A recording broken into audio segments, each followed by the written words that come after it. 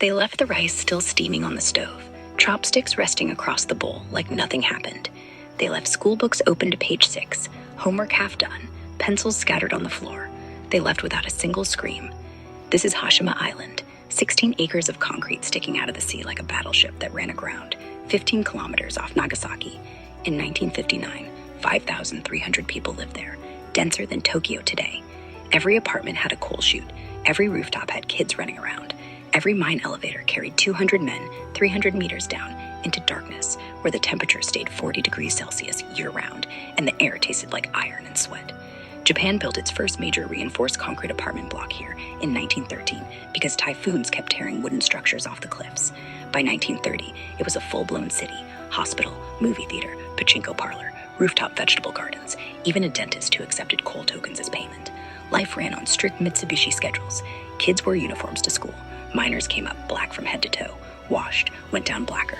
During World War II, Korean and Chinese forced laborers were brought in, packed into the same concrete floors, sleeping 10 to a room.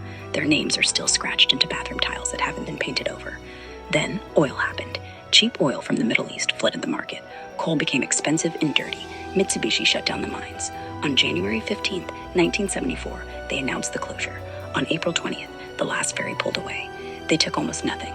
Chopsticks stayed in bowls, laundry stayed on lines. A single red child's shoe stayed in the hallway, like it was waiting for someone who never came back. 5,300 people vanished in one day. 52 years later, the island is dying. Waves chew the seawall into rubble. Rust eats rebar like termites. Block 65, the first concrete tower in Japan, leaks rain through every ceiling. Vines snake through shattered windows. Tourists circle in boats, lenses flashing, but nobody steps ashore. The roofs collapse too fast. UNESCO listed it in 2015 as industrial heritage. That same year, it listed Auschwitz. The comparison stings. Underwater, the mine shafts are still sealed. Divers who've gone in say the tunnels are blacker than night, full of abandoned boots and tools, air pockets trapped since 1974. The Japanese government says stay away. It's unsafe. Satellite photos show whole floors sliding sideways. If the main structure finally gives, the seabed will swallow 5,000 names at once. James Bond filmed on a fake Hashima for Skyfall.